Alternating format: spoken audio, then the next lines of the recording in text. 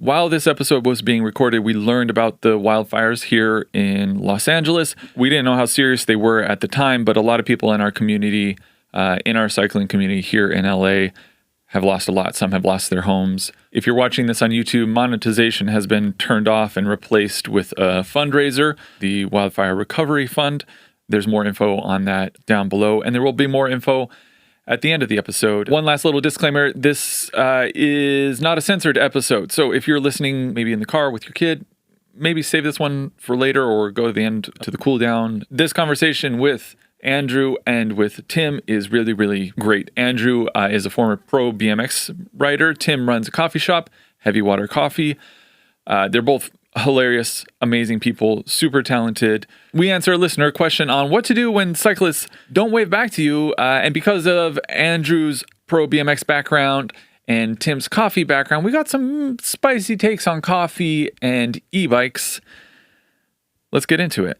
Is this really your bike shop or you set it up for the podcast? No, it's all my shit. Yo, you get roasted for that online, huh? People are like, that's just a backdrop. We've got the green screen. I don't know all of them.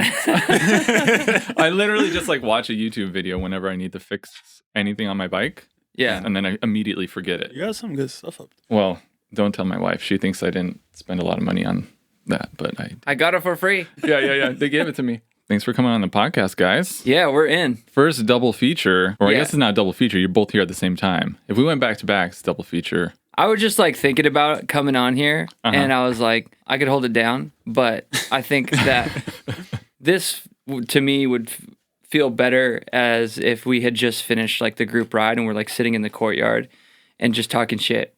You can swear. It's fine. Okay. But yeah, so I was like, there's nobody better at that than Andrew. The haters ball. I mean, all right. So we do this group ride. It's on pause right now because we're waiting for some rain, I think. Yeah, the trails are. Yeah, the trails are a little too dusty right now. We do the group ride called Something Different, and it starts out of the coffee shop. We go up into Elysian, come back. Plug it. Heavy Water Coffee. All right. TM. HeavyWaterCoffee.com. There's the bag. Yeah. The ride starts out of Heavy Water Coffee. We go up into Elysian, sketchy little trails and stuff. It's a great ride to get your handling up. Yeah. As you well know, Mitch. Oh yeah, you go on it. Dude, the first time I did Hobo Trail, I was terrified. Yeah. I went, you weren't there that week, I think. And Tim's like, oh yeah, you're going to be totally fine. And then you drop down in the fives over there. Yeah. And I'd ridden gravel one other time. So I thought, you're good. I survived. Yeah. Did you crash or you? 2 times. Yeah. Tim kept stopping. He's like, "Where'd you go?" Yeah, but that's the thing. It's I think a lot of people be crashing on the ride, but it's pretty mellow for the most part. It is, I've only, except for AK that one on ride 1. Oh, dude! But that was we were just too fired up. We were too fired up. He hit a bump and just yeah, he died. He was like, "That was the hardest fall I've ever had." Oh man. I was like, dude, we just started this. I know. Was that the first day? It was day 1. What part of the trail was he on? Dude, Not a mellow part. And there's just a little drop in, and then there's a bump, and he just launched off the bump. And when he launched, he just went off axis and then just landed crooked. Body slammed himself. Oh, dude, I could still hear it. Oh man, what's the worst crash you guys have had? I haven't gone down too hard. I don't think. Knock on wood. I don't think I've taken any crazy fall. I'm gonna kick him out. You're being bad today. Any last words before I kick you out of the room? Talk your shit, bro. Now you have nothing to say, huh? Because he sees the trees. He needs to keep that same energy. The walk of shame. You take that bark out and post or what? Yeah, I was gonna ask you. There's this AI filter that will focus on human voices, and so you can kind of pull it out, but it doesn't work 100%. So he's on all the podcasts. He's on every single podcast. He gets kicked out at some point. It doesn't always make the podcast. That's wild. But I'm delusionally hoping that one day he'll survive the whole podcast. He'll be quiet. It's gonna be a bit. Oh yeah. We had a dog trainer for a while, a German lady, super strict with him, and she trained him really well. But he would only listen to her. He wouldn't listen to me at all. It's like a kid. Yeah. You know about that. It's what? Kids, toddlers. Oh, we're not there yet. Rooney's only. How old is he? Rooney's 1.9 right now. Oh, he's So 1.9. yo, first of all, he knows who he can get For all away the- with. What with? ooh, that's kind of true actually. Yeah, because they know. when Amanda puts him to bed, he's like, "Let me get that second song." And when I put him to bed, I'm not quite tossing him into the crib, but it's like you're getting a verse and then you're going to bed. Yeah. Yeah. And he's going straight into the crib and it's lights out. But sometimes Yeah. They know like the mom-dad dynamic is a little different. I don't know if right? Amanda's gonna watch this, but yeah, sometimes she'll go back in there and she'll be like, "Oh, he's not tired yet." The boy is going to bed. Mine are 2 and 4, and we're at the age where it's like, we read, Yep, and then yep. You do whole the book. thing. And then I'll even lay with them because they have their beds now. They're like connected, so I'll like lay with them for a minute. But I'm like, I'm only staying here like 30 minutes. Like in the Dang, dark. 30 minutes. That's See, that's the- a good like, dad. Yeah. Yes, I'm going above and I feel like I'm going above and beyond. But their mom will literally every night will stay until they fall asleep and then leave the room. Yeah. But I'll be A mother's love is different. It's like irrational and I thought this was gonna go somewhere sweet. Like, no. no, they can't. No, You can't it compete is- as a dad. No, I mean, especially like, I don't know if this is supposed to be about bikes. We're talking about just like parenthood and stuff, but it feels like she was born to be a mother, if that makes sense. Yeah. Like, day one, she was like kidded. Wow. Do you think she had it down from the beginning? I mean, it feels like it. Yeah. It feels like it because she just always knows what to do. When you have a kid and they're like sub 1 year old and they're crying, it's one of 3 things. They're tired, they need a diaper change, or they're hungry. Yeah. So it's like, That's about it. you just go back and it's so hard to remember that when you're going through it. It feels so personal when your child is crying and it's like, oh God, what is happening? Yeah. And it's so hard to go back to the checklist. But mom is always dialed in. Yeah, I remember those days, the like bottles and breastfeeding and all that. I would be. Yeah. I'm terrified. I can't handle a dog. So Oh, dude. yeah. It's coming. Val and I always talk like, all right, if we have kids, I'm on the night shift. Or no, I've got the morning shift. See, I don't even know what shift I'm on. We have I'm a morning person. She's a night owl. This was like when you have a newborn, we would do 4 hours on, 4 off. For Okay. 24 hours a day. Oh man. Midnight to 4 a.m. is me. Yeah. Then 4 a.m. to 8 a.m. is her. That's Then I rough. wake up at 8, dude. That was like the early like couple months. I don't know if we did anything like that. I don't remember. I have this like, Yeah, it's a blur. I agree. Like Yeah. I just know because we probably argued about this. yeah. I started going to therapy recently and I just figured out that I like am really good at compartmentalizing things. Uh-huh. So if it's something that like I didn't enjoy Yeah. or I don't like, I can just like and I compartmentalize things. and I forget it. It's gone. Yeah. Which is to me it feels like a good thing. What'd the therapist say? That's what I said. I thought it was a positive, and then somebody told me recently that's a negative thing. Yeah, I don't know. Did they tell you it was negative? I It's like a mean, trauma response. I feel like it's a Something like skill that. Yeah. to keep your like friends over here, work over here, family over here. Yeah. It's a skill I don't have. Everything bleeds into one and it's all a mess. yeah. We That's didn't a even red talk flag. about bikes yet. Bro, we'll get there. We'll get there. So what's been harder? The toughest bike ride you've ever gone on or being a dad? Oh, come on. Bro, it's being a dad. That's like is- saying like peeling an orange or like graduating college. dude, I straight up pray for a big day on the bike. Yeah. I was just in Reno for Christmas and I was doing 5-hour days and it's snowing and cold outside, but I would rather And you're loving that's- it, dude. But like you're I'm on with it, vacation. Yeah. Like and then I come home and I'm like, damn, gotta lock back in. I see you riding up these crazy steep ass hills. We went over there and did that one. Yeah, What yeah. was the one we did?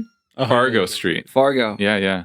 You Fargo's loved low it. key. You don't see a lot of talk about Fargo. No. Everybody I talks think about it's actually the Baxter. steepest street in the U.S. Thank Google you very says much. 54% for its grade, which is steeper than anything around. Really? Yeah. See? They used to have a big steep street climb there, and then the city shut it down. What, like a race? Yeah, it was to see whoever could ride up it the most times in a day. Oh my Like somebody God. did something like 8 times. What? Is that just like a gearing thing though? Yeah, that's what they Like would if do. I put like a giant It doesn't gear on the matter. back You go on. and I'm just up there going We like, did it once Yeah. and AK came with us, I think, and he didn't make it up. yeah, AK's just getting blasted on this Oh, podcast. my crash day one. Couldn't make it up the climb. No, it's legit. Like I was on a mountain bike that day, and it was 400 watts with a 30-tooth chainring and a 52 in the back on the cassette. Yeah, I'm Just running. to make it up. Just to get up. How long? It was like, I'm gonna it was go like all 60 technical now. RPM. But like, how long is the climb? Minute and a half on that. Like if you, I think the KOM's like 40 seconds or something Who's like that. got it? I think what's his name, John Budenoff or something, or Chris Guillotine. It's like really? so it's like a sprinter's. The steep street stuff. It's like good if you're like a sprinter, you got like a good 1 minute power, because you can just smash it. What's the other street? Baxter. You has like more of a runway, right? Baxter Yeah. has a hill before it, right? Yeah, Yeah, so you can do like if that. you have somebody at the Dude, bottom. Yeah, Yeah, Fargo is like flat and it's a right angle turn can't- into yeah. it. So you're just So it's like the steepest part, that's like 54%, is like the first like 100 feet of it. So you like hit a wall, lose all momentum, and then you just and then you're grind just the rest of it. grinding. Yeah, Yeah. It's the longest minute and a half. that's what you guys of your do life. for fun. Dude, Well, we I don't have kids. I gotta suffer somehow. You know. You just started talking about it. I forgot we were at Ponies or something like that, maybe. And I think I was there that day. It was at our ride, Yeah. right? Yeah. You just started talking about it was one of the steepest streets in the country, and to me, like that piques my interest. Yeah. As like an absolute hobbyist, if I can like touch something that is at like the one end of the spectrum of like, oh, like I got to ride up the steepest street in the country, things like that entice me. So I was like, yo, let's go try this. Especially it's in LA, like on the east side. I had to do it. And you did it. That's AK didn't though. So, He's gonna have to come back. Did he never make it up? dude, it's insane. He said that I think he went and did it again later. Okay, We need the proof. We need the clip. It's heating up in here. I gotta take this off real quick. go for it. What do you guys have going on this year? So much. You like to All like the- deep into that way. Well, in the you know what I'm trenches. thinking is like, what other boxes do I need to check to make sure all this is happening? I'm trying to plan this Africa trip right now, but then it's in between Sea Otter and Traka, so it's like Oh man, you do have a lot going on. What's the Africa trip? Tour de Lunsar. Have you heard of it? No, I Sierra don't know. Leone. Yeah, it blew up on like Bicycle Film Festival Okay. last year, and it just looks so cool. And I was like, I have to do it. I was trying to do it last year, and now this year, I think we got the program together. Is it road, gravel, mountain bike? What is it? Road, but it's pretty like broken road. It's through the city though, which Oh, is cool. Like it's not because I did migration out in Kenya in the middle of nowhere. Yeah, it looks dope. It looks really cool. What are you thinking about running for this one? If it's like road, broken road, Probably the Aero. I don't know. I like my 32s right. like the air road with 32s. That's what I like. That's But- Hey, in LA, I only like ride the 32s. Yeah. Really, everybody. Yeah, all 32s on.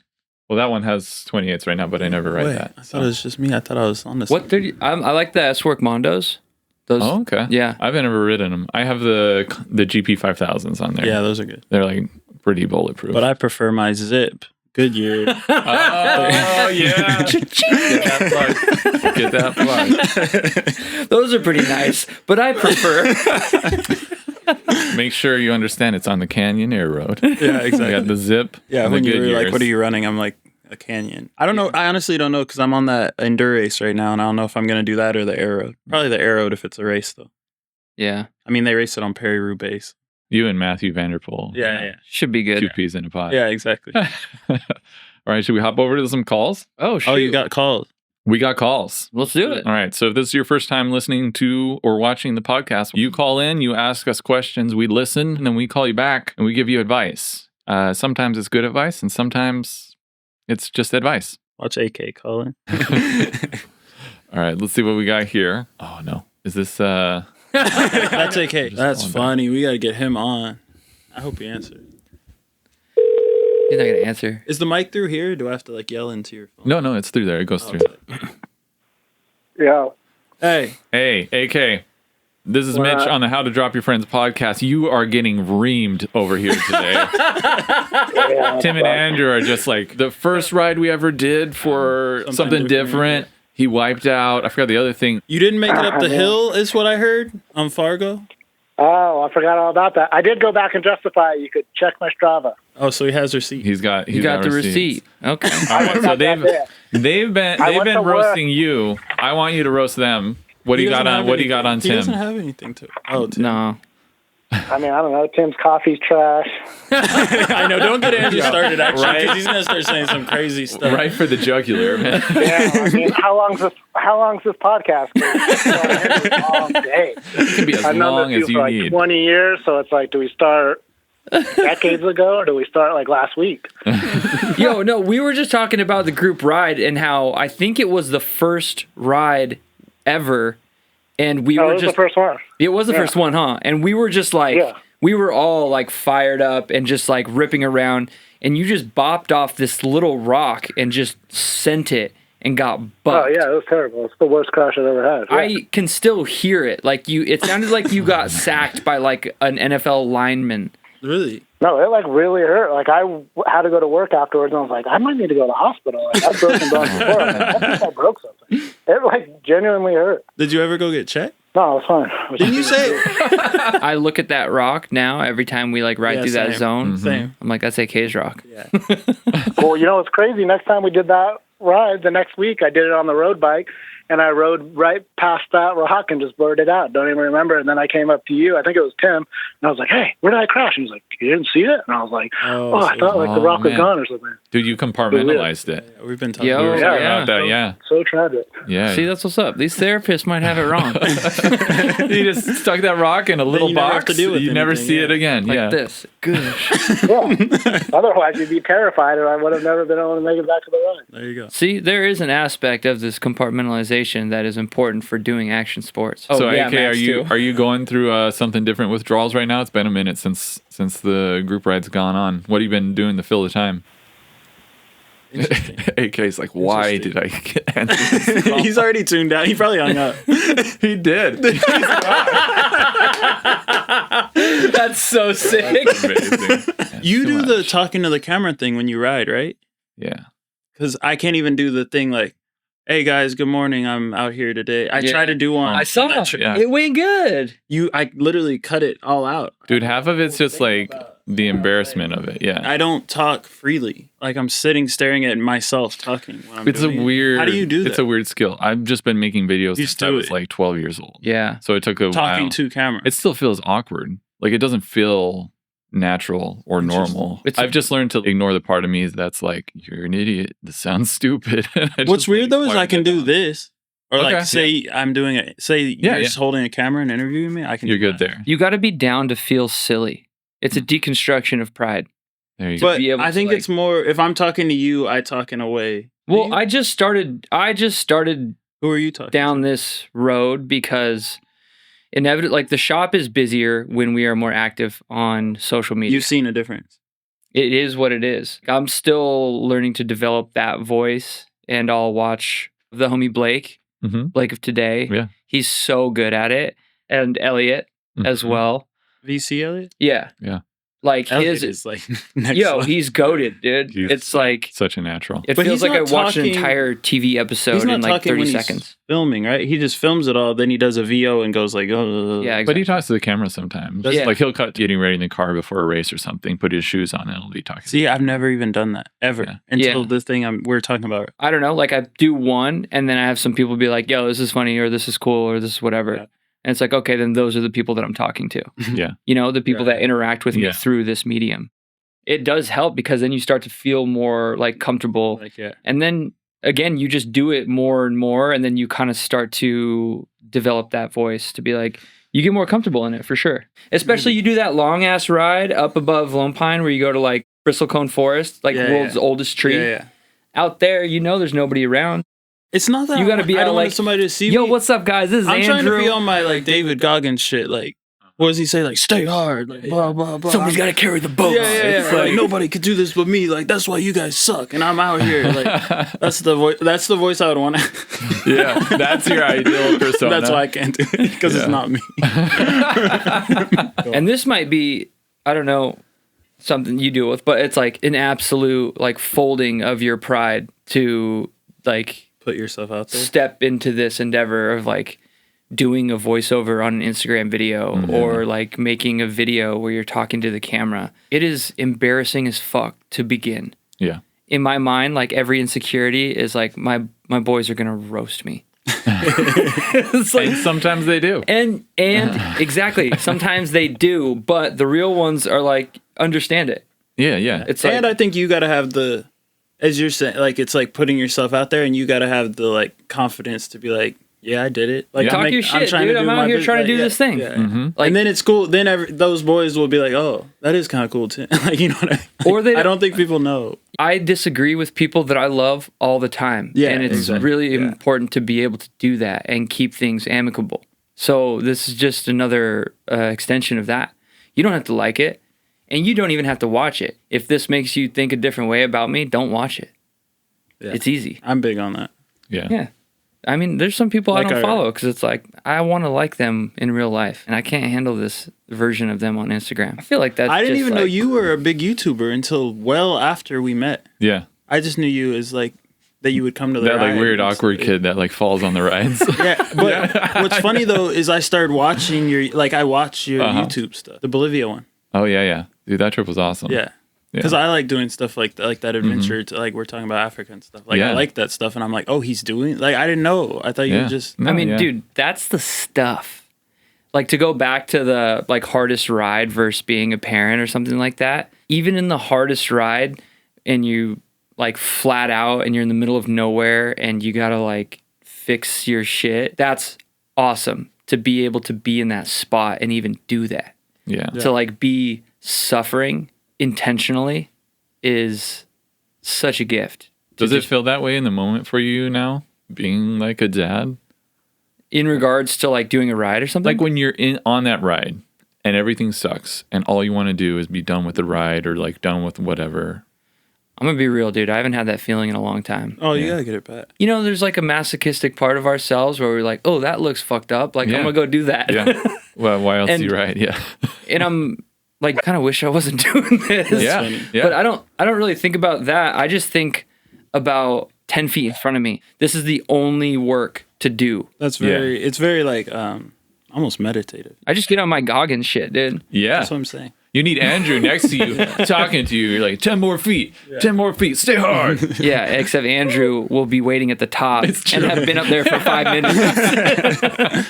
I feel like it's, and you probably relate is doing your stuff. Like, what excites me now as like a bike rider, because I've been doing this for so long. Yeah. Like, as a career, I think I was just trying to like add it up. It's like 17 years now Wow. of riding bikes.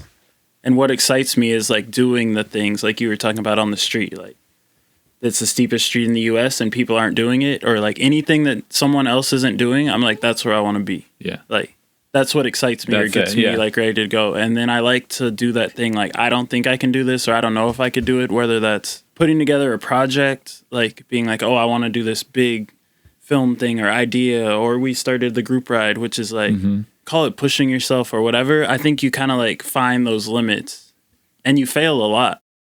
And I think that's where you like learn about yourself or grow as a person or get that clear-headed mind that Tim is talking about. First, the bar is, okay, I want to go to the top of Griffith. Then I'm like, you know, whatever. Like Bolivia, I want to go climb. That was literally like my journey. Like when my first ride up to Griffith, Yeah. I was like, this is the biggest accomplishment And of you my gotta life. keep, And at that like, time, it feels that way. Chasing But yeah. that dragon almost to Yeah. get that feeling. Yeah. And it's like a muscle too when you exercise it. Like I don't do that for a year and I start losing like, why am I doing, like, what am I doing intervals at Griffith for? Like, even for me racing, like, I think what excites me in the races is like doing the more adventure type stuff than the normal traditional gravel races. Like, I like it, but it's Yeah. not. I like doing something where it's like, oh, no one has done this, or like at least being on that forefront of where like people aren't really going. When did you figure that out, that that's what you like to do? Oh my God.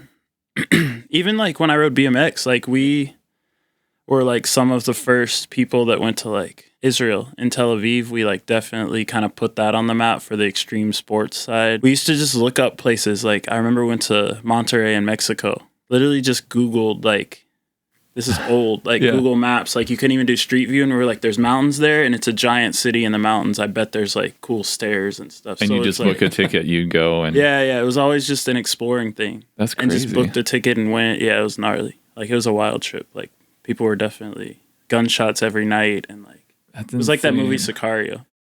They had hung 59 people from the bridge. That's it was crazy. nuts. Were you Damn. with your wife at the time? Or was this before? No, way before. Okay, I was gonna Yeah, say, way how did she let you go on these? Oh, no, I was is she young. like? I'm like is she 20. vetting now? Is she what? Does she care? Yeah, is she like vetting your trips? No, because she knows I would be miserable if I'm stuck at home. Yeah. I think I'm not happy. Like if she was like the type of like girl or whatever that would be telling me what I can and can't do, then It wouldn't work. it wouldn't work. Yeah. Like we could, but You're we're David just gonna be Goggins. sitting there staring at each other, miserable in the house. Can you imagine? She. I feel like she's never been like that to be like, oh, you can't do that. It's too dangerous. My wife likes to get like the general details. Mm-hmm. It's like like how long, and then she adds a couple hours. It's always with Sebastian Clark. Shout out Sebastian. Shellco makes amazing bags. You've seen the custom little like C-post bags. Oh, I gotta check it out. Yeah, they're dope. I'm like, oh, I'm going out with Sebastian. She's like, oh, so you're gonna be gone all day? I'm like, no, just like a few hours. Yeah. You'll just go on a full adventure ride. Yeah, I mean, this is obviously like pre-child. I'm not as adventurous as you guys. Like I have the channel so that I go and push myself. Because if I don't, then I do the same loop. Really? Like around Griffith over and over and over again. And then I'm like, why am I even writing? Like this isn't even fun anymore. I have to like force myself through a video or something to go do something. That's what pushes you to keep. That's what pushes me. Yeah. Like I've always made videos my whole life. So that's my like, I don't know, that's my vehicle for doing like stuff. Hard to explain, like that feeling when you like finish, like you're doing like Lukens and then you get to do that descent on dirt where it's kind of like I know exactly what you're flowy talking and it's like pretty quick.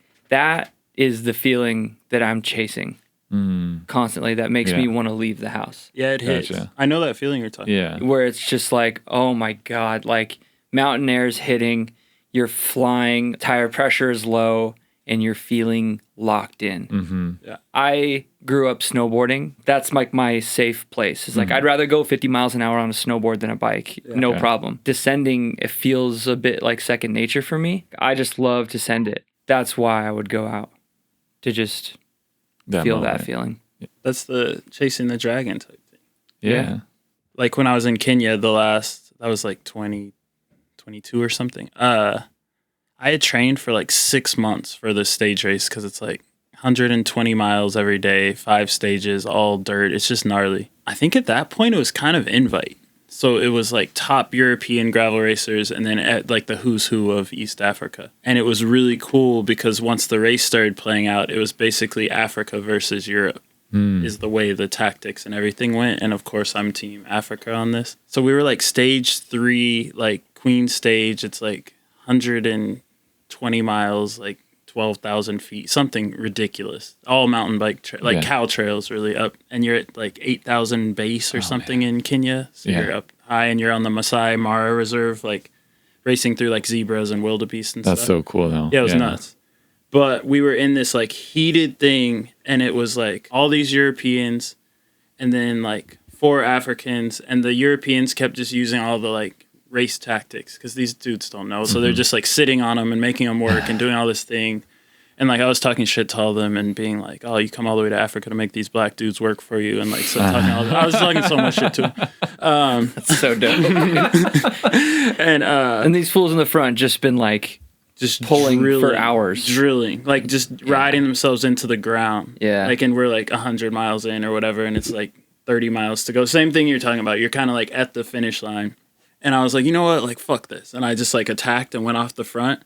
And like even the dudes, like the guys were like, go, like get it kind of thing. And I was like, hell yeah. And then we came into this town, like we've been riding like the middle of nowhere again through like the, like just plains. And you'll see these like mud huts. And we come into this big town and the town is just erupting. And they can like see me in the front and all the white dudes. And they're just like, yeah, like the Tour de France like Damn, thing. that's so sick. But it's that same feeling of just like this like overwhelming I'm here kind of thing. And it's like all the work for 6 months. And before that, like starts weighing in, like I did all this, like I'm doing it, like the emotion of it all like hits you. And it's like, that's that feeling, whatever it is, like why I'll work for 6 months or train. Think about that when you're be riding in the snow on the river trail, just exactly. like ripping Even intervals. Intervals. Yeah, same thing. Yeah. Catching a mouthful of bugs. Yeah, to make sure like that when those opportunities come that you're like ready for it. But yeah, it keeps like that's awesome. It's like it just gets harder you and have harder that and moment harder. and then you're like, okay, like now next? what's next? Yeah, my bad. We keep.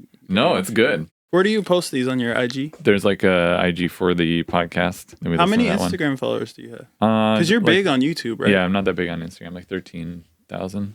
That's pretty. But it's getting tight with these calls. I think I've exhausted most of the audience. So we'll see. Hey, Mitch. Calling to ask you about cycling etiquette. I've been cycling for about 20 years. Oh, he knows. And Yeah. I've noticed more and more people on the road these days, which is a fantastic sight to see. But what I've also noticed is that cyclists aren't so friendly to each other anymore. I've noticed a lot of times cyclists don't wave to each other. And if you do wave to them, sometimes they look at you like you're crazy. What are your thoughts? Yo, All This right. sounds personal. yo, It does sound personal. let's call this fool back. Jim's got his answer locked and loaded. He's not wrong. No, he's, Yeah. You be waving back to strangers? you know what? I do it less now. I used to do it to everyone. Hello? Hey, how's it going? You called into How to Drop Your Friends. This is Mitch. I'm here with Tim and Andrew. Apparently, new cyclists are being mean. We're going to set them straight. Do How you doing, Mitch? Good. How are you? Who are we talking with? My name is Max.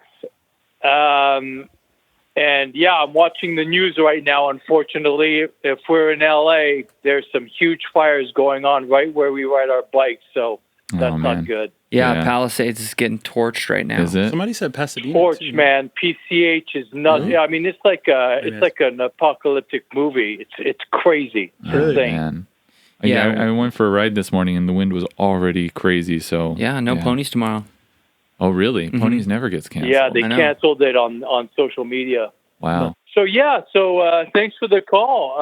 Sorry for the downer news. So I started cycling about 20 years ago. I started mountain biking with a friend of mine who introduced me to the sport, and I fell in love with it right away. And then a few years later, one of my friends wanted to buy a bike, so we went to a bike shop. I ended up buying a road bike, and I wasn't interested in road biking, but it was a great bike and it was on sale, and it was a thing to like wave at cyclists all the time. And then I would say right around COVID, like the cycling population just boomed, which I thought was great. But what I've noticed in the last few years is like cycling etiquette seems to have kind of gone out the window, and I'll be riding in my local rides are like Mandeville and Brentwood and Topanga. And a lot of the times I notice that people just don't wave anymore. And when I do wave at them, half the time they don't wave back. They just kind of look at me all like just weird, and just was wondering what your thoughts were and what you thought about that. Well, I'm one of the COVID cyclists. I like to think I wave at everybody. I try to. So I've been riding for about 4 years. Tim, how long have you been riding?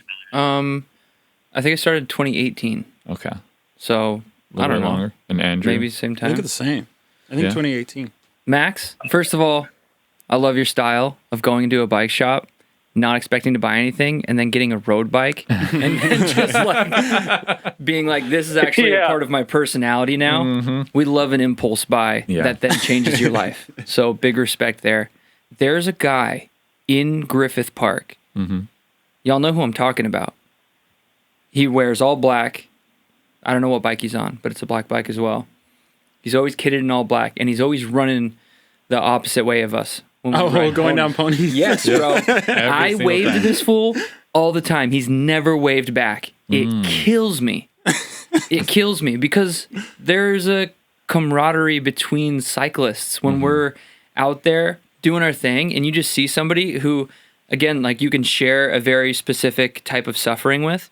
You can just be like, Yeah. a little tip of the cap to a fellow person who's out here trying to get it in. Say what's up.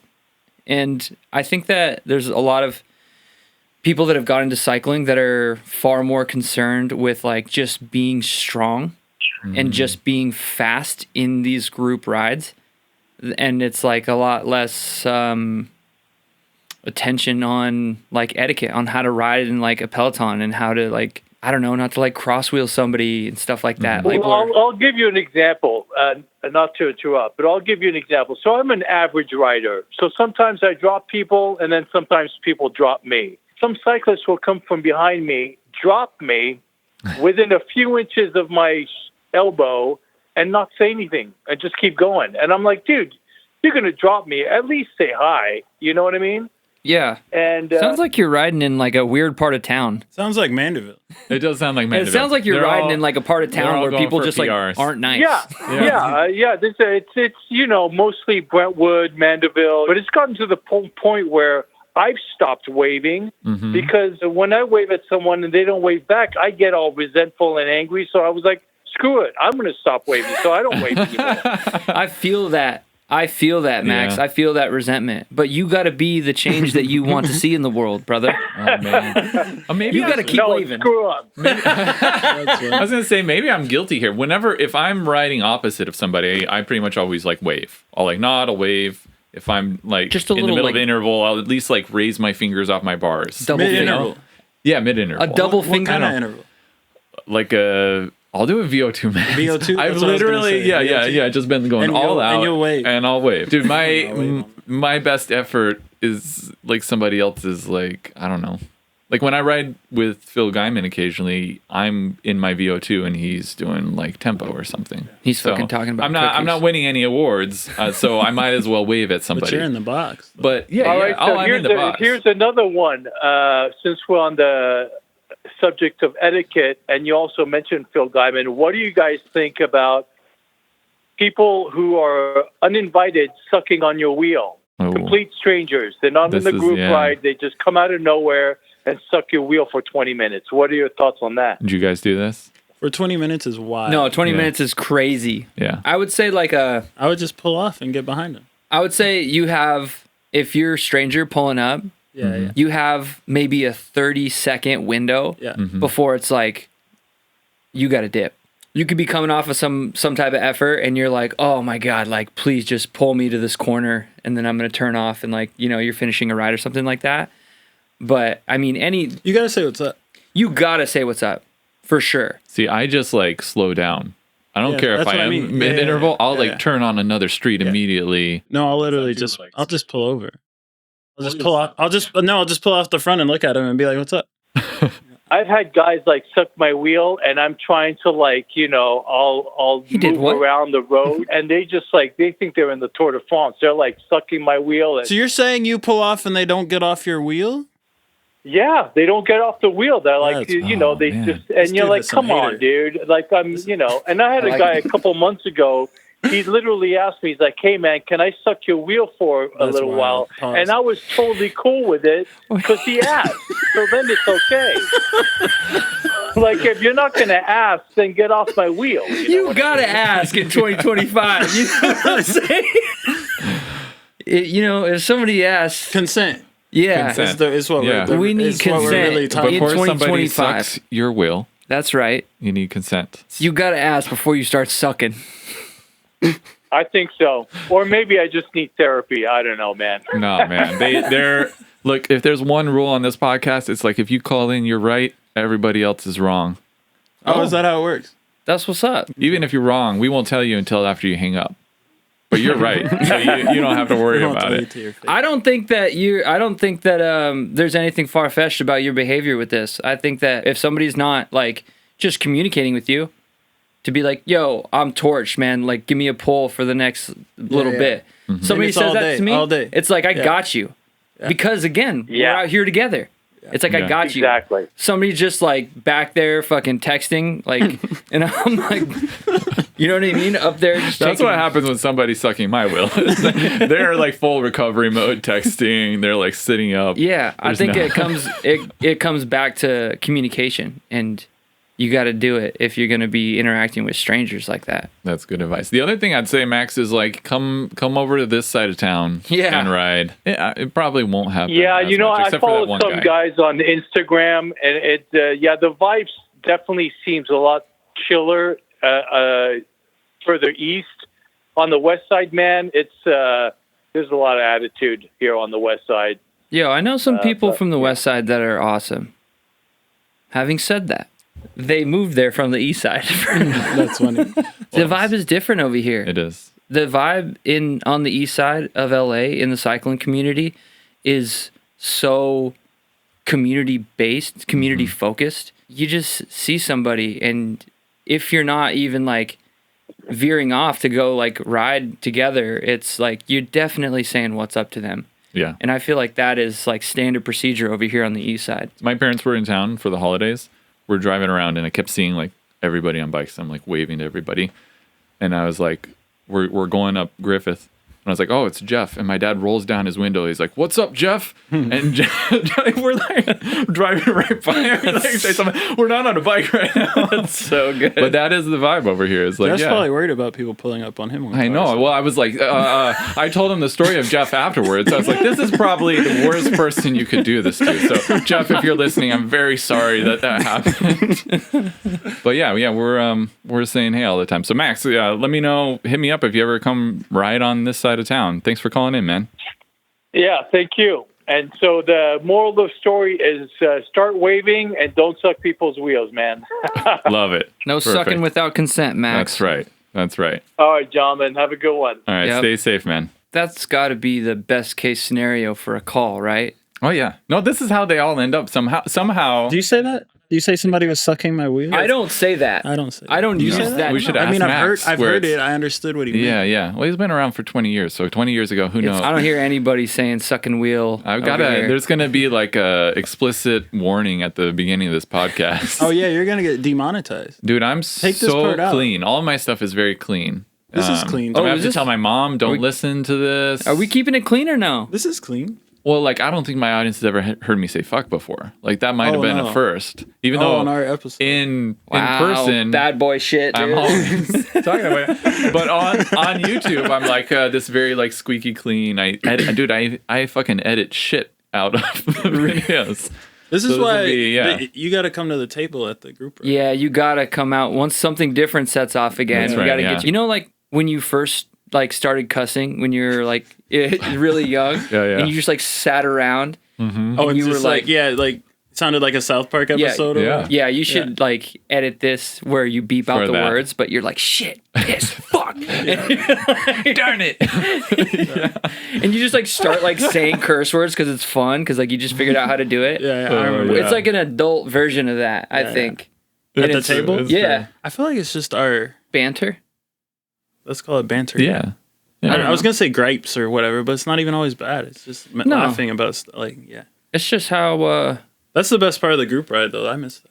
Yeah, it is fun. I It need to is get fun. like a mobile setup and just. And then Tim's Bring it got in. the coffee shop over there, so it's like the Perfect. perfect hang. That was kind of like my original idea. I was going to pitch it to you, and then I was like, I don't know how I'm going to set up the cameras every time. I was Dude, like, that seems like oh, a pain in the coffee ass. shop. We talked about Yeah. hanging a mic off of the tree underneath the picnic table and Oh, then we just did talk like about that. letting it run. Yeah. Because we would just like sit around the table and like just talk about stuff. Yeah, like maybe once a month or so, I'd be happy to like set it up. I just like the idea of setting up the cameras because I'll shoot a couple of these in a week. Oh And yeah. like setting it up over and over again would be a pain. But this Yeah. is like, I literally How press many that cameras button. are there? There's 3 cameras, so 1, 2, 3. I press one button. Oh, that's mine. It's all on here. Oh damn. It all gets like recorded Okay. to one hard drive, and I send it off to an editor. Oh, sick. Oh, and you don't even edit. Yeah. Oh, see, YouTube Pro over here. That's what, Kush. well, See, I don't all know how my to do other all videos this. I edit, but I Kush. was like, with this podcast, I don't want to edit, so maybe we'll do like an in-person one. That'd be fun. Yeah. Maybe like a little bikes of the round table type thing. Yeah. Have you Table's seen not the round, Rick but- Rubin things that he does? Yeah. Oh, it's amazing. You Yeah, see they're them? so good. Yeah. You gotta check it out. Oh wait, it's like at his Shangri-La. He Yeah. does it. He's Yeah. sitting with no shoes. Yeah, blah, yeah, blah, yeah. blah. I saw the He's Kendrick just like one. sitting. Yeah. That, so he's still doing them. They're still good. He did a Really? Matthew McConaughey that was really good. Oh, nice. That'd be dope. Let's listen to the question. Hello, my name is Davidson Thomas. I am looking to find out how to get into road biking and what road bike is really good for starters. Please call me back, please, and thank you. So, what road bike is good for starters? Tell him to go to Target and pick up like a mountain bike. No, come on. Okay. He's trying to get into What? cycling for real. Let's talk to the boy. Can he ride a bike? I'm about to grill this fool. He doesn't even know. Like, dog, can you even ride? He's never gonna want to call in ever again. The podcast is gonna get shut down. This is it. This Your last. call has been forwarded to Oh, voicemail. no. What was your first road bike? A Cannondale, what was it, a Synapse? Did you buy it? I bought it used. It was like old, had to be like early 2000s, late 90s. One of my friends just like got me into it. I think it was right around, I got an autoimmune disease. Before I started cycling, I used to do like trail running and like did some ultras and stuff like that. I got rheumatoid arthritis, which is the swelling and stiffness of all joints in your body. And what comes along with that is it's like a 1-2 punch. This other thing called ankylosing spondylitis, where eventually they say my spine and neck will all fuse together. That's why, like, if you see my mobility, my C3, C4 fused together in my neck already. How long do you got? I don't know. How long do they say? What do the doctors say? They don't. What? The most insane part of this is not knowing. So it could be like 2 years from now. It could be 20 years from now. Like, I recently got a herniated disc. Mm-hmm. It turns out it was from lifting a bag of green coffee, like, off of the ground. They're like 160 pounds, and I was trying to make a video, being silly. Yeah. Misloaded my back, got a herniated disc, but we didn't know what it was. And my doctors were like, this could be another fusion happening. Whoa. So then I had to go to like my spine specialist and everything like that. We had to do MRIs and x-rays and stuff, which it was kind of nice because they were like, oh, it's just a herniated disc. You can treat this with physical therapy. We're not going to need to do surgery. So in that regard, it was nice to know exactly what it was, because everybody's like, oh, sciatica. Yeah. And it's like one of those terms that people throw around. Yeah. But sciatica is just a symptom of a herniated or slipped disc. Gotcha. You know, it's like the name of that specific pain. Mm. So, yeah, I was able to get that under control. But when I got rheumatoid arthritis, we spent a year trying to figure out what it was. Wow, that's crazy. I gained like 25 pounds in a few months. We went like 15K into debt because my wife and I had just got married, and I lost my health insurance because I was on like Medicare or Medi-Cal. Yeah. And then, like, you know, your joint income, whatever, was too high to be on that.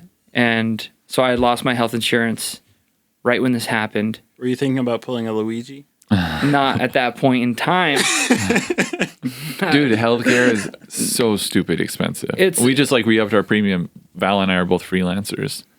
Yeah. We're paying like, I think like $1,400 a month. Try it when you get kids. Oh, dude, I can't imagine. I mean, Anyway, that's go on. maybe one of the defining traits in our society that would lead us to believe that we are a part of a failed system.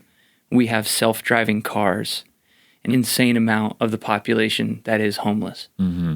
This is the dynamic of America. Yeah. You know, it's insane. And you don't really feel that until you have to navigate the system. I went to the doctor and they put me on, it was either prednisone or methotrexate. One of them gave me insane mood swings. The symptoms of that were almost worse than like the original sickness. So I was like, all right, not doing that. And then I went like Eastern medicine style, tried to figure out treatment. I was like, I'm down to try anything. Did a bunch of diet changes stuff, did like a cruciferous diet, like fasting, started juicing a lot, celery juice, stuff like that, and made me feel great, like with tons of energy, but I was like trapped in my body. I couldn't wear my ring. Like, because you were swollen up? Yeah, I actually dislocated this finger getting my ring off. Whoa. Because my hands had swollen up so much. That's so stressful. Yeah, I tried to, we even tried to cut it for a second.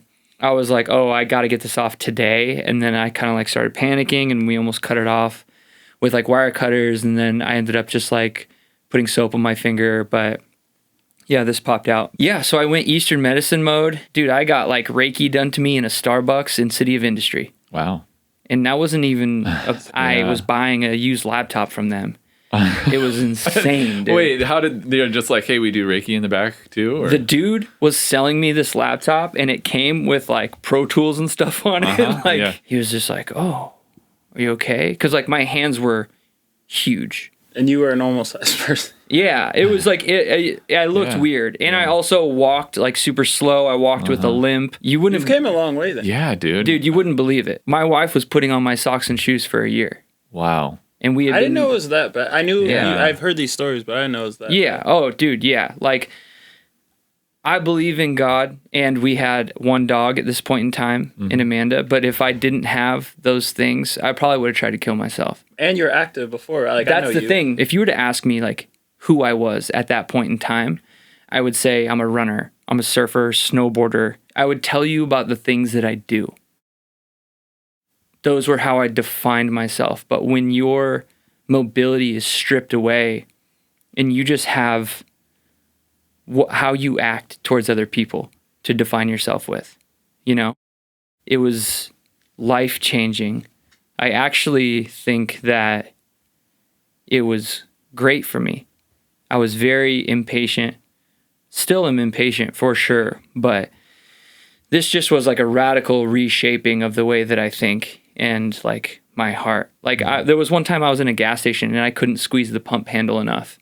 And I was coming back from Santa Barbara and I was sitting there for like 20 minutes trying to figure out. And I was like, went to the gas station attendant and like we were just having a miscommunication. He couldn't really, I was like, can you help me pump the gas? And he's like, it's good to go.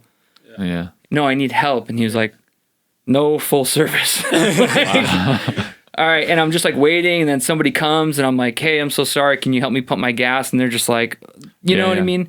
Some people are very hesitant. And then some like bro dude in a lifted truck. I was like, yo, dude. He's like, what's up?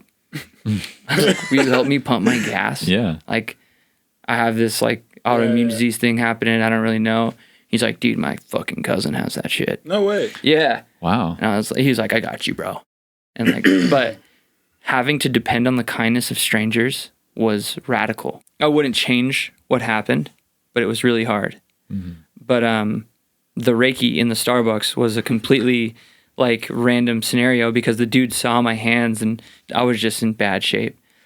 And he was like, can I do something? What are you talking about? He's like, I see your like inflammation. The dude, like I put my hand out like this. I'm going to sound crazy, but I still maintain the fact that I felt something. And I don't even know what Reiki is really outside of like, I don't know, transfer of energy or something. But put your hand out real quick.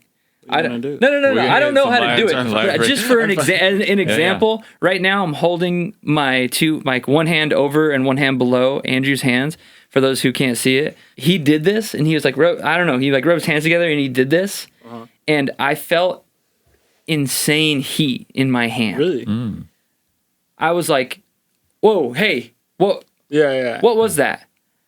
And he was like, he said something crazy, dude. I was like, I could feel like the energy or whatever. Or, like, he was like, I can like move energy like through your hand to help you with your inflammation. I was like, can you? What was that? Yeah. I like that was the last time. City of Industry too. City of Industry. Yeah, we were out there. Yeah. That was the last time I saw him. And I still have the MacBook actually. So big respect to that dude. And I was like, I'll try anything outside of like. So you're like, I'll even try road cycling. Like I will stoop so low. Yeah, and I'll then like put Lycra on and all. I just saw the picture the first time I wore a kit out in public. I was in like the hand-me-down Pearl Izumi kit, and I thought like I was like, yo, I look insane. Yeah. Did you think you were tight then, or no? You just didn't care. No, I didn't really care. Yeah. I was just like, dude, this is crazy. I'm like a part of like a different thing now. That ride, I remember trying to ride up Trash Truck Hill. Yeah. Couldn't make it. Yeah.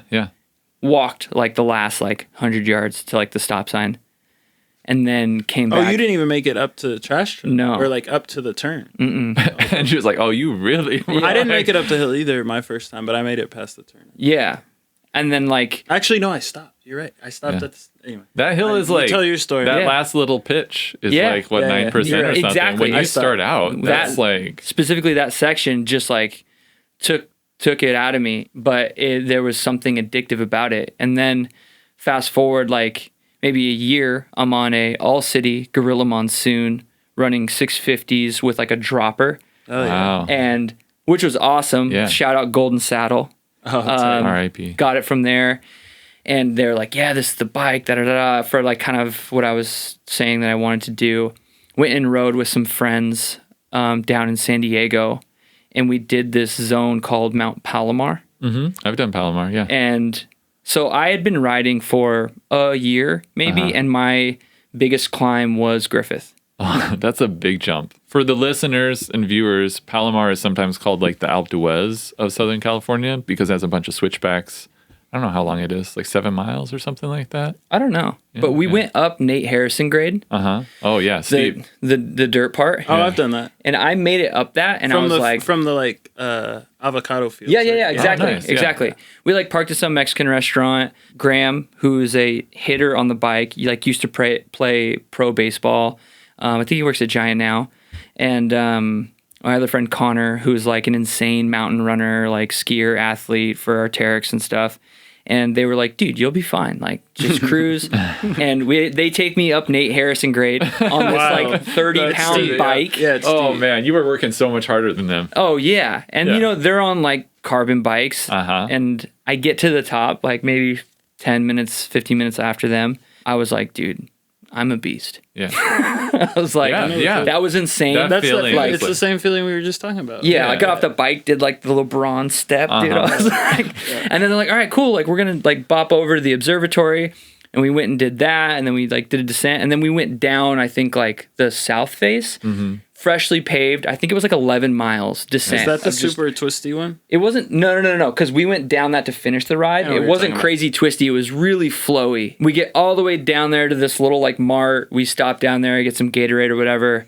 And I look at the map and I'm like, yo, we're so far from the car. Like, how are we going to get back? Because like I had never done a big ride. Like my biggest ride was like 15 miles at this point. I was like, I don't get how we're going to get back. Is there a bus or something? Like, and they're like, we're going to go back up what we just came down. And I was like, yo, you guys are insane. That's so funny. And then Connor just was like, yo, you got this. Like, just chip away at it. Like, we're going back up. Yeah. And I'm There's like, no other way. dude, I thought we were friends. Yeah. Why would you do this to me? Yeah. And that was my first bonk. Like, off the bike. Because you weren't Probably eating, like right? halfway up. I got off the bike, like laid in the gutter. Yeah. In my like twisted sense, I was like, if I lay down and like I like laid the bike like up in front of me a little bit, I was like, maybe somebody will think that I crashed and they will like come and pick me up and give me a ride to the top. I was like straight survival mode, dude. Yeah. And I laid there in the dirt for like 5 minutes and I'm like, all right, this ain't working. Damn. So then I grabbed the bike, got back on it, and I just would ride from like shadow to shadow. And then I would just like chill. Dude, those are the like deals you make in your head. Yes. Like, shadow to shadow, or like I've done, like I just watch the elevation tick up and I'll count in my head like it's like some demented Mr. Rogers thing. I'm like 5,628 feet, 5,629 feet. I don't like that.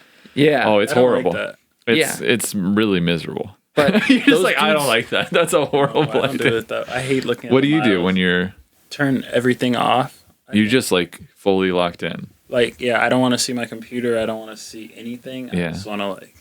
Oh, that's insane. And see, Really? you're tougher than me. Really? Yeah. I don't know. I have to distract myself. I'm like watching. There's now like I don't want to see the map. 5 miles left. Yeah, I don't want to like see the map. I don't want 4.9, to see anything. No, 4.8. no. You know what I mean? I'm like Yeah. that mode where I'm just ticking away. But the homies waited for me at the top for like an hour. That's good. And While then, you were laying on the. well, no, and then I started like riding, and I was like, there's no other way. Yeah. Connor, I think, I came back, and it was like the last quarter mile, and he saw me, and he's like, "Jam, yes, yes." Those are good. And I was Yeah. like, "Oh fuck!" Like it gave me an insane like adrenaline rush. that exact feeling. And then where like I started riding, and I got to the top, and he's like, "You did it," and I was like, "Did I?" And then we descended down, and I was like, it was like a 70 mile or 60 mile day with like 9K of climbing. My initial thought was like, I could do 100 miles. Totally With that much elevation, you totally like, it would've been reconstructed easy, the yeah. way that I thought about the bike because I was like, oh, I could ride to Santa Barbara. You're like, I can do anything. Yes. Like when you bonk and then recover Yeah. from that and you're doing something that you'd never done before, you're constantly reestablishing a baseline for the experience. And when that gets reestablished, it's like, oh, I'm going to ride 200 miles or like, I'm going to ride across Africa. That's what is so, I think, addictive about bikes is that you are constantly surprising yourself with your fitness and like your mental toughness. If you're that's doing big. it in a way that you're like pushing yourself, you know? Andrew, what's your earliest memory on the road bike? Damn, now I got to follow up Tim's. That's crazy. I hope if it doesn't include Reiki in some like far off distant part of LA. No, what's funny about it is it's really similar. Like I'm listening to this story. You were at a Starbucks and this guy. Not Coffee the same, bean. but similar. I think I was like 10 years into being a pro BMXer at this time, and none of you road people know anything or care about this, which is funny to me. But like, No, I'm interested. Bro, I know. no, Dave Mira. not don't care. But like, you know, it's the same as in our little circles. Like you can be someone, but like outside, no one. Yeah. Like, you know what I mean? Yeah. I think I was on like my 4th model of a signature bike and frame and everything, and had like parts, and it traveled all over the world. Been in magazines. Like, I'm sure you remember this era of skating and bikes, and it was like sellout is the lamest thing ever. Yeah. And, like we were like in the streets. Like really, like when I say like a street rider, that meant from like 5 p.m. to like 1 in, 4 days a week. I was just out running the streets with my friend. Like That's sick. just doing stuff. But it was really like that back then, because it was kind of pre-social media. It was early. We had it, but it wasn't used the way it is now. Yeah. Like, it didn't mean anything. So we didn't use it, if that makes sense. And we would always be like, oh, that's lame. Like, I was like, I won't post or whatever. Like, I got hurt really bad. I bent my knee back and tore my MCL, ACL, PCL. Broke, like, the piece of it off my femur. Like, my knee was basically just, like, loose. Like, it was Oh man. it was really gross. I know. Did you know immediately? Yeah, that no, it was happened? done. Yeah, it was done. We were out in downtown. I wasn't even filming or anything. I was just doing like a stupid trick down some stairs and just landed wrong, and the pedal like bent my knee back. Like my foot slipped off and it bent my knee and just like broke everything in it. But he ended up like pushing me home. Like we like loaded me up on the bike, and he like pushed me all the way across downtown back to the house, and then was like, "Yeah, are you good?" Like he took me, like set me up on the couch and like got me some water and stuff, and he's like, "All Your right, legs like, going I'm the out." other way. Legs just backwards. Yeah, You yeah, good? Yeah, Want some water? yeah. And I was like, "Yeah, I'm good. Give me like a week or whatever." Yeah, it was a wild time. That's crazy. Yeah, he actually ended up passing away, which is crazy. Yeah, he got shot. It's wild. I think similar to you. I don't know if you were like this, but I definitely was probably like a pretty shitty kid, like 25-year-old cocky pro BMX kid. And not like I was never rude to anybody or anything like that, but I definitely like thought I was the shit. I think sports always had come really easy to me, so I was always like I could do it's not hard for me type of thing. Yeah. So when I hurt my knee and did that, I remember the doctor told me basically that I would never be the same again. And I was being like, no, I'm like, this is my career. Like, what do you mean I'm not going to be the same again? He said, and I remember we got in like an argument, and he was like, I'm just trying to get you to be able to walk without a limp. And he's like, forget like trying to be a pro BMXer, like forget all that. And so me was like, fuck you, and just walked out. I literally hobbled out of the thing and was like, I'm not getting it fixed. Like, Yo, doctor said the same thing Yeah. to me. He was like, "You're never going to be the same again." And I was like, "I'm going to beat your ass, dude." yeah, that's how I was. That's how I was. They have no tact. Yeah. I was like, I limped in here now. So, I mean, I know I can walk without a limp at some point. So I literally just hobbled out, never got it fixed. What? Yeah, wild. Like no surgery? No surgery. Still Nothing. backwards now. Well, okay. So You then look, his legs like, boing. So I had a year left on my contracts at the time, on like my main bike contract and like my shoe deal and stuff like that. And I was like, I'll just finish out the year and do all these trips. And I rode with like no knee, basically. Like my knee would just, like if I didn't land right, it would just buckle. And like, it was really gross. Yeah, it would like pop out.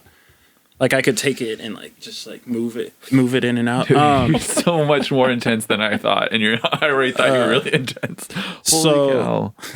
By the end of that year, I had been riding on a broken knee, and it was just like destroying it for a whole year. I got hurt again, so it took me 3 months to probably be able to walk halfway, hobble around, and I did rehab. Like I would work out. Like I actually like found a rehab place and went, and they like helped me to rehab it and blah blah. And then I went and hurt it again, and I messed whatever was left in there up, and I couldn't bend my knee more than 45 degrees. Like even if you tried to straighten it out, I think the cartilage had just completely ripped and was like jammed in my knee, so it was stuck.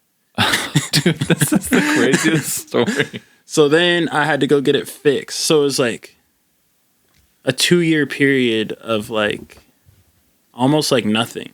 And being like it reminds me of your story, and I'm like, my whole identity is being a pro athlete or pro BMXer. Like before that, I raced dirt bikes at a really high level as a kid. What you said, like now it's like, okay, how you treat people and how you interact with people, that's how you're, I don't even want to use the word valued. What would you say? Like, I mean, that's just like how you identify yourself. Yeah, you know, when you ask about like. But like, it's easy when you're kind of the shit. Like everyone's cool to you. Like, when I say the shit, I mean popping. Like, I don't mean I necessarily would walk around with that chip on my shoulder. But like, you know, everyone's nice. Like people come up is like you have stuff going on. Like I think all of us. You have the shop. You have your.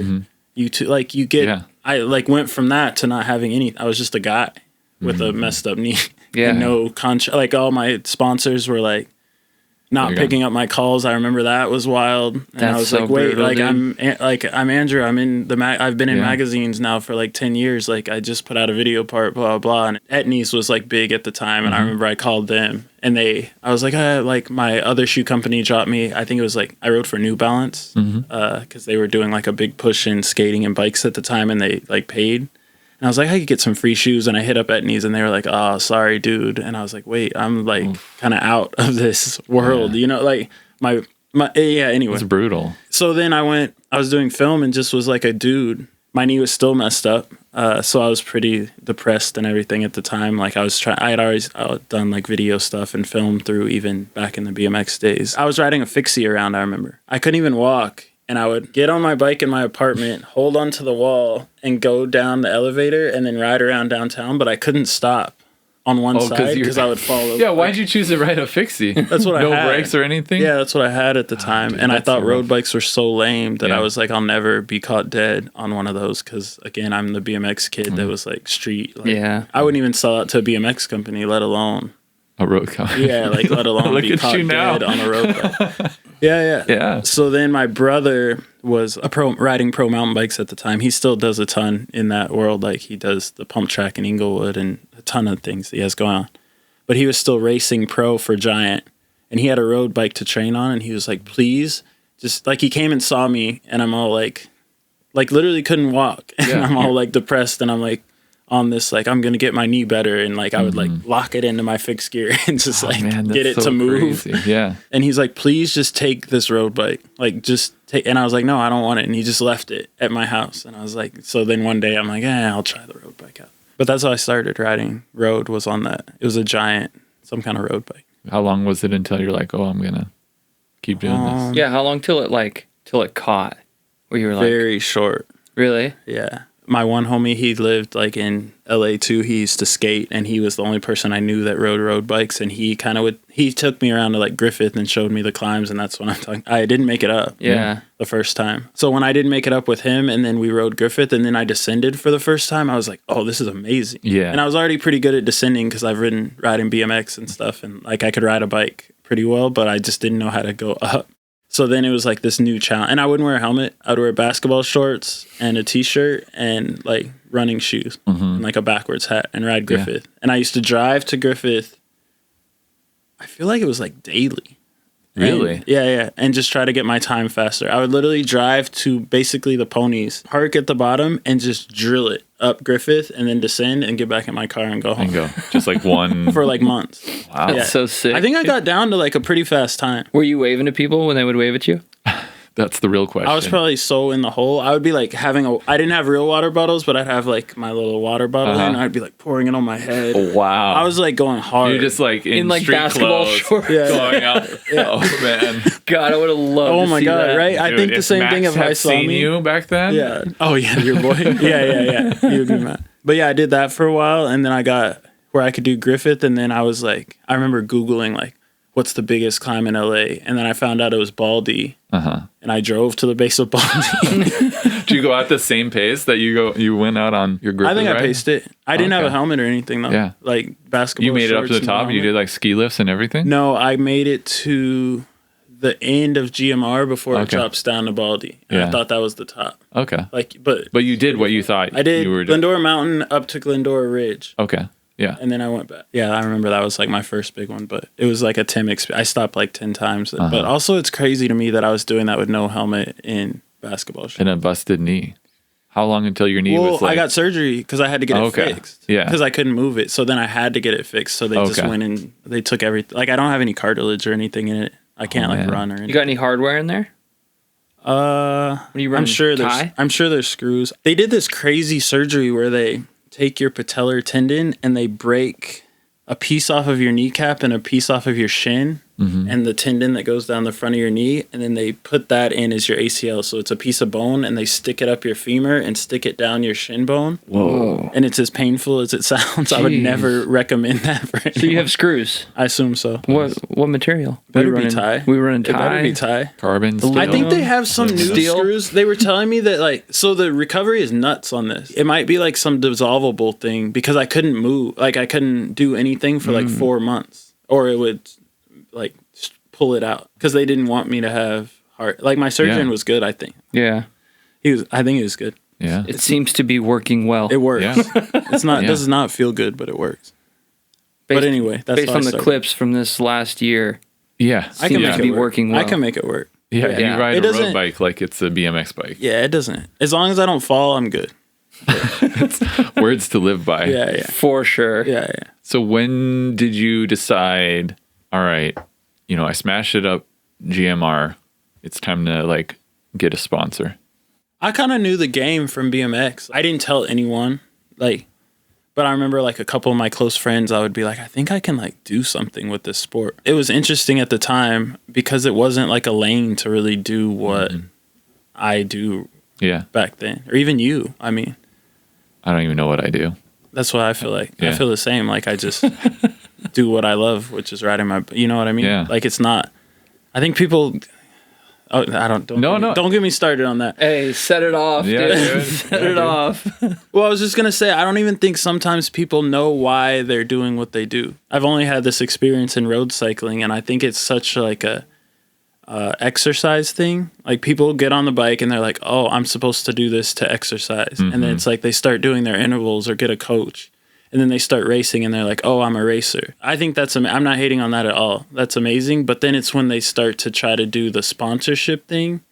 It's like if you don't even love this or know why you're doing it, how are you gonna sell it to someone else? Yeah. And that's what I mean when I'm saying I don't even think people sometimes understand why they're like, I genuinely just love being on my bike. Like I can go and get lost up in the mountains and be happy I get that. Yeah. and like tell that story, or like what we were just talking about pushing yourself and stuff. Like I genuinely like it. And I think some people are like, not like that. Yeah. I mean, for me, it's the video thing. Like video is like my real passion. Like you enjoy You love creating. it. That's You're passionate I about love it. Like creating. I've done it my whole life. Even when I was like a little kid, Yeah. I was just like grabbing my parents' camcorder and like editing on the VHS player. Like I'd press pause and play and all Same. that stuff. And then I like that side too. Like coming from BMX, I'm like, oh, I love putting together like videos on my bike and telling that story and making it look cool and stuff. Yeah. Like Gotta get the clip. yeah. As you you know. know, we do a lot of that.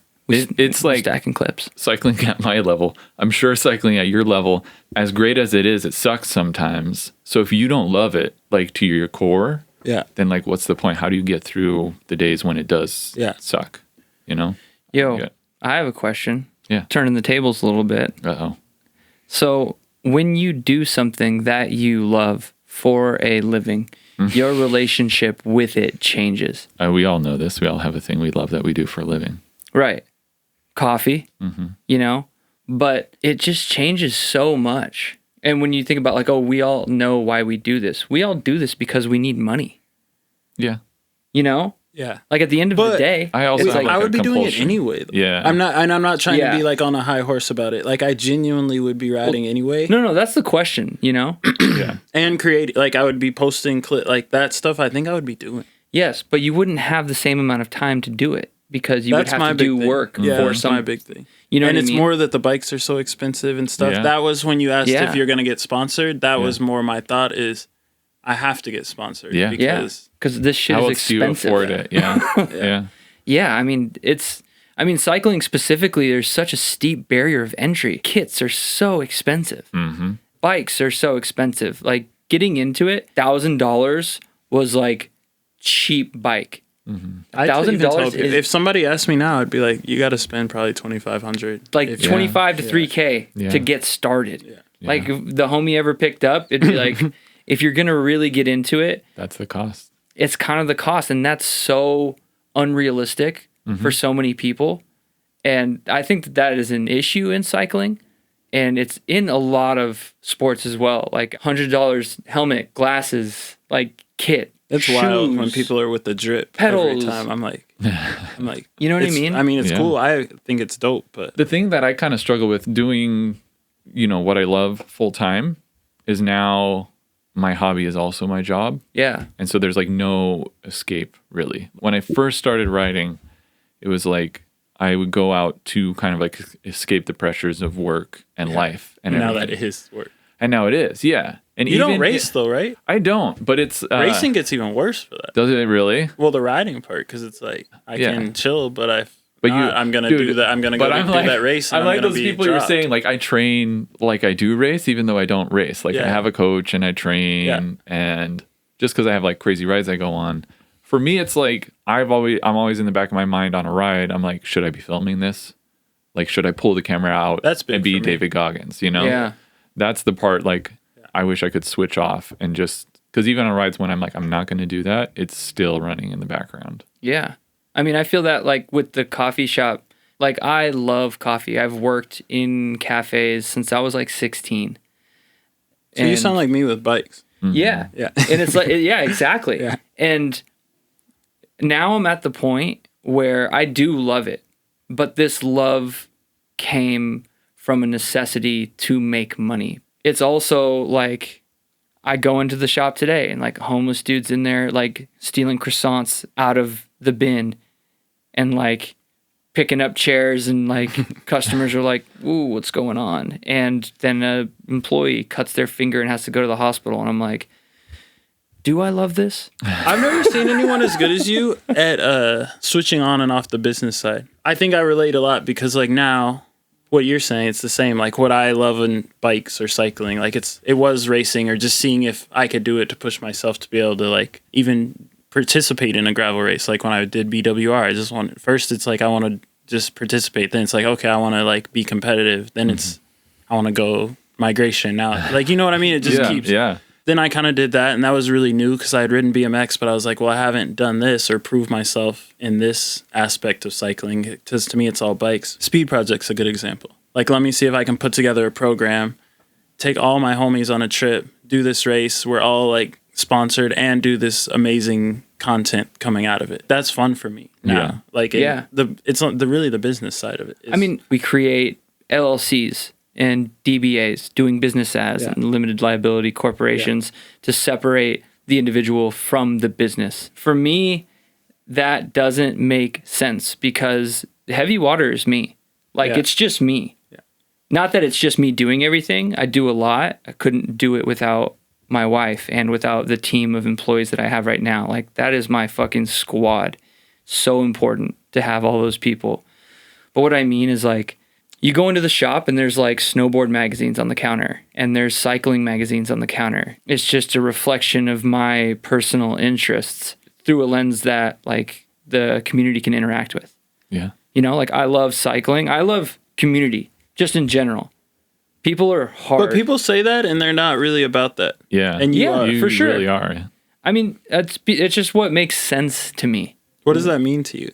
It's like we're going through this together. Like, I mean, Mitch, we've talked about stuff while on the bikes. Yeah. That is super hard. And you will never hear about that. Yeah.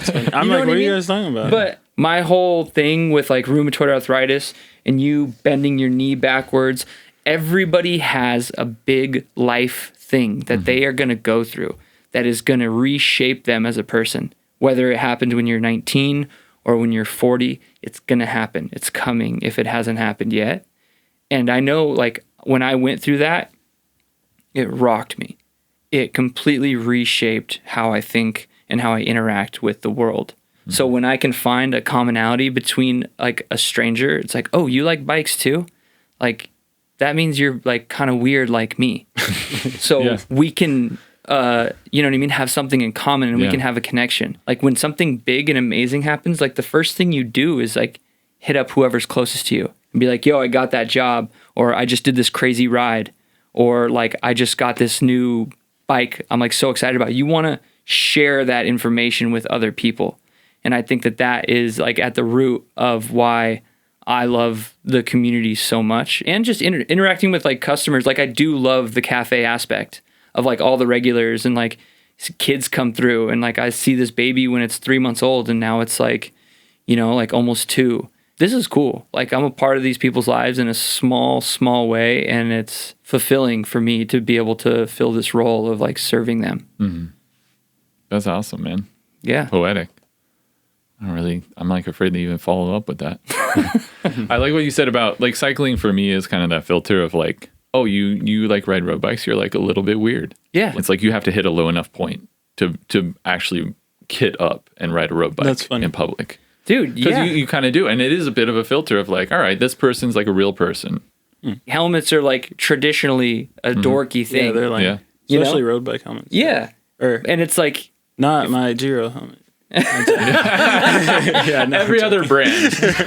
I feel like I'm holding my tongue on this because I don't know if I have the same experience. what do you mean? I have that with the BMX homies. Like, it's so tight. Like, it's like I can go across the world and literally just send a Facebook message, even to my old friends that I haven't seen in 10 years, and be like, hey, I'm in Spain. Like, let's link up. And we're just tight. Like, come through. I feel like in road, First, I thought that. Like, I would think everyone is my friend, and I'd be like, oh, you guys are cool, and you guys are cool. But there's a lot of, like...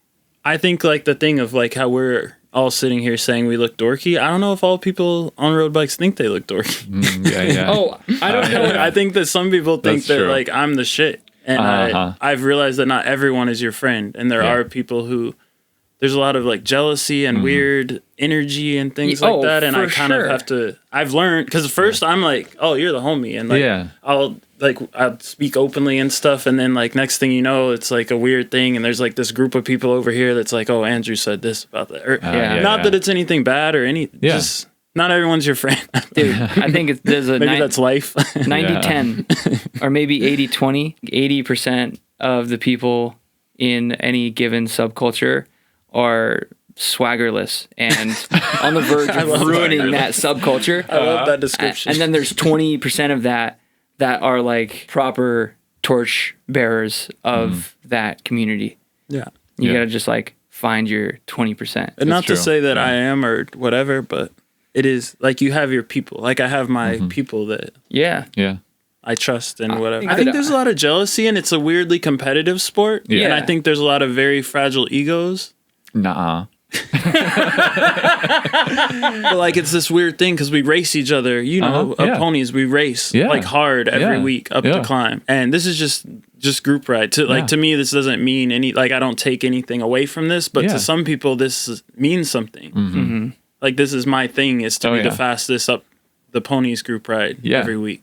Yeah. And like I'm the shit. It's like, when oh, I show I'm in the up. first group that gets to the top. Yeah. And again, I wear my kit and I look dope. Like, and people really like small, big fish, very small pond, but to each their own. And then, I mean, somebody comes in or like, just let's use Tim. Like he's running a business and a coffee shop, and it's like, well, wait, why is he like doing more? Like, you know, like people get their egos a little hurt sometimes when it's.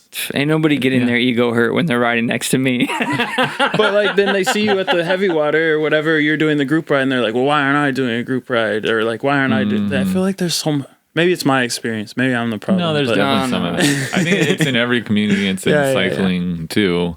And it's, I've been on group rides where like I'm really fit at that moment. Like I've been training. Yeah, you're fast. Thanks, man. Yeah.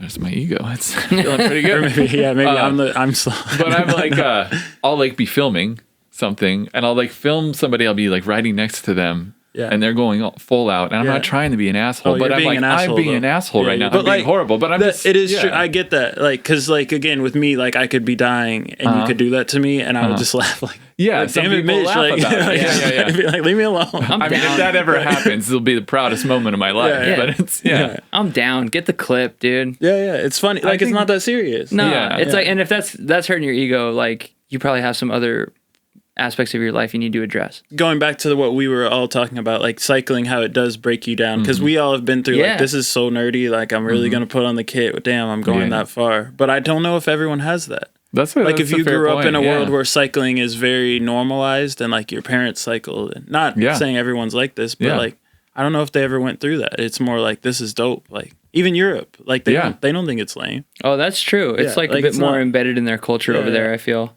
I remember being scared to even post a picture on my Instagram because all my old friends, I was just like, Yeah. Yeah. because I would be the dude like, oh, look at that dude in Yeah. underwear.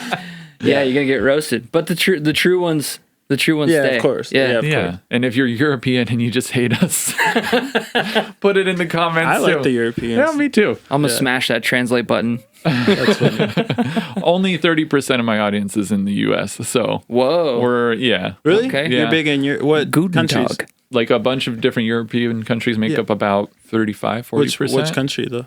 Germany is really big, surprisingly. The UK, Italy, Spain. Those are kind of like the big ones, and then a couple Yeah, I of love it like over there. the Netherlands, Belgium. Well, we'll have to do another one of these episodes because we could just keep talking forever. We're gonna go forever. But let's do the final segment. It's called Cycling Court. I'm going to ask you a controversial question because we haven't said anything controversial today. You got to make a decision for the whole cycling community. Who wants to go first? I'll go.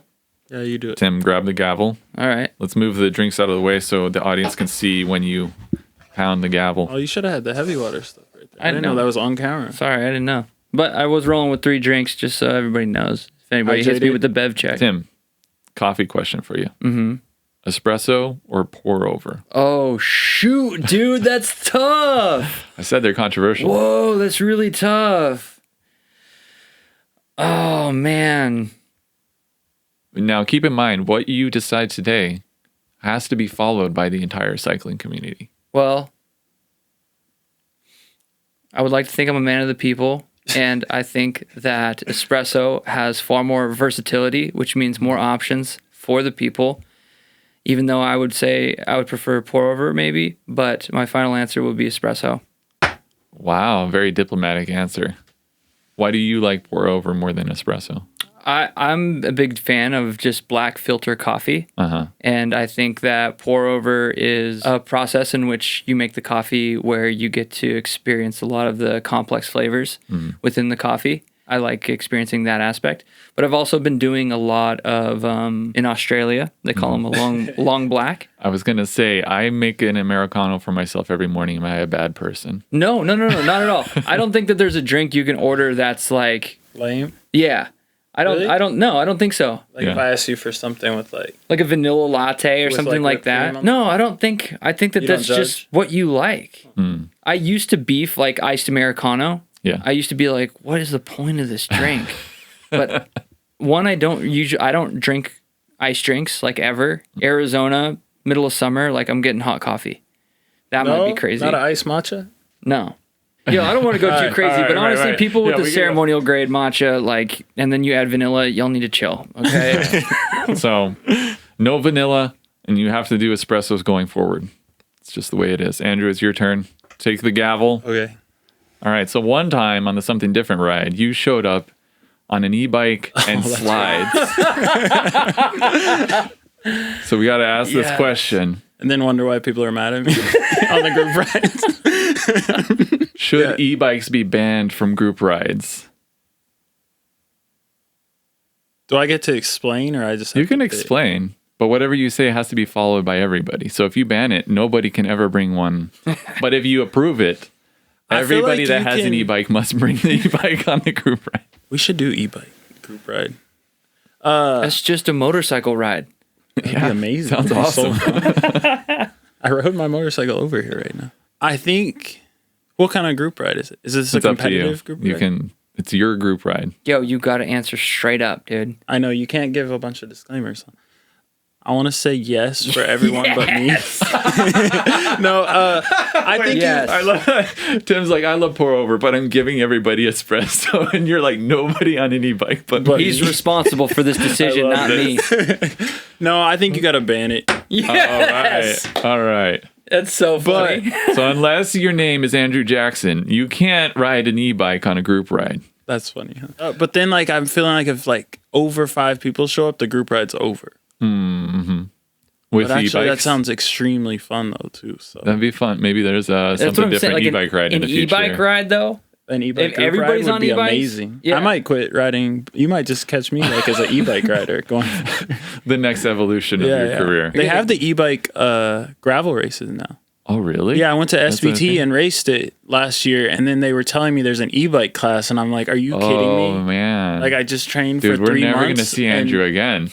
I was like, I could just be racing like a motorcycle basically through these roads. Like, Next year, something different is you're going to see Andrew's Harley on Hobo Trail. That's perfect. Next time we do this, we'll do it at Heavy Water. Dude, that'd be cool. oh yeah, we should. Cool. Sick. That was dope. So it's been a horrible week here in LA. I've been lucky enough to be spared. There's no smoke damage, no fire damage to the apartment where Val and I live. We've been just outside the fire zones this whole week, so everything's been kind of like half packed up, ready to go. It's been stressful for us, but we've been very lucky, especially when you compare to some of our friends and a lot of our neighbors. We live very close to Altadena, and on the news, they've been talking a lot about the Palisades fire. The Altadena fire was just as catastrophic. People that you've seen in my videos that were directly impacted, some of them lost their homes, some of them lost their businesses or their ability to like run business because of this fire. I've donated what I can monetarily. If you watch my live stream, you know I don't have a lot. I'm kind of operating on a shoestring budget here. But what I do have a lot of is extra cycling equipment. I've got extra tires. I'm looking at a lot of it now. You can't see it. Tires, components, kit, shoes. So to my friends in LA who cycle, if you've lost stuff, I want to share what I have with you. Tim and I talked, and he's going to host a, I don't know what you would call it, an event this Saturday, the 18th at Heavy Water Coffee. The address is 1021 Alpine Street, Los Angeles, California. I'm going to bring a bunch of stuff, and if you're a cyclist who has lost your stuff in the fires, feel free to come over. I'm happy to give it to you so that you can get back on the bike and get a little bit of sanity being able to ride around. If you have stuff you'd like to donate, I think it'd be awesome if you come out as well. Again, that's this Saturday, the 18th at 9 a.m., Heavy Water Coffee. The address is 1021 Alpine Street here in Los Angeles. Information will be down below. I also want to give a shout out. If you watched my latest San Francisco video, Steep Streets with EJ Trains, and his buddy Cole, who is now my buddy too. Cole's a firefighter. He came down to LA. He fought these fires, is still fighting these fires. I don't know. This week's given me a new appreciation for the work they do and how hellacious it seems. It's weird. I don't know what to say or what to do. I've been relatively untouched by all of this, but that's not the case for a lot of the community. If you have the ability to help others out, please do. I'm going to do what I can too. And I guess videos will keep coming out. I'm going to keep working on them. But it feels kind of weird to talk about it right now. I also know this is not the only place in the world. There's lots of stuff going on around the world. Life is weird. Please stay safe. And thank you so much for listening or watching. I really appreciate you. So, thank you.